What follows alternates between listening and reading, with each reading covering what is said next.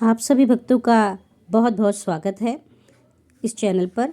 और आइए आज हम जान लेते हैं इस कथा के द्वारा कि कैसे माता सरस्वती और इस पृथ्वी पर जल के रूप में अवतरित हुई और कैसे महालक्ष्मी किस रूप में जो कि पृथ्वी पर हैं। दोनों में बहस हो जाती है माता लक्ष्मी और माता सरस्वती में कि कौन ज़्यादा बलवान, कौन ज़्यादा गुणी, कौन ज़्यादा प्रभावशाली है। माता सरस्वती कहती है कि मैं ज्ञान देती हूँ जिसके कारण सभी को हर चीज़ की प्राप्ति हो जाती है, परंतु महालक्ष्मी कहती हैं कि नहीं, मैं जहाँ जिस पर मेहरबान होती हूँ वहाँ उसे सब कुछ प्राप्त हो जाता है, सब कुछ। तो माता सरस्वती कहती हैं कि लेकिन ऐसा नहीं है, जब तक ज्ञान नहीं होगा तो धन की भी कोई वैल्यू नहीं रहेगी, धन की भी कोई उपयोगिता नहीं। जब परिणाम कुछ नहीं निकलता, बहस बढ़ती चली जाती है, तो महालक्ष्मी और सरस्वती जी कहती हैं कि इसका निवारण कौन करेगा।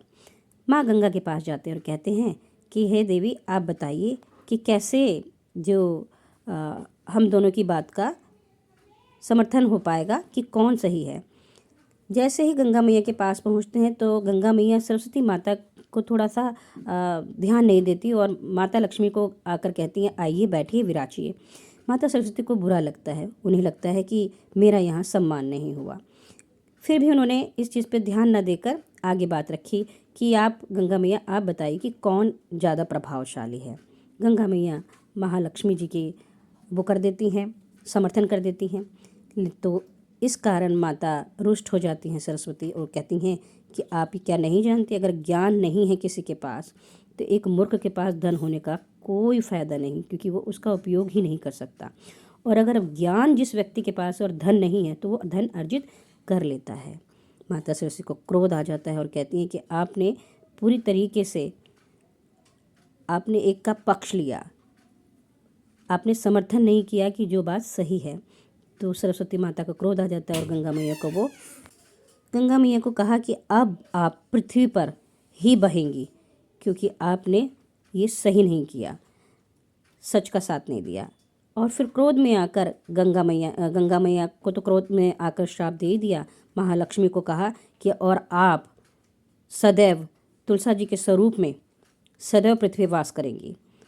तो तब से ही माता गंगा और तब से ही माता जो है लक्ष्मी पृथ्वी पर हैं।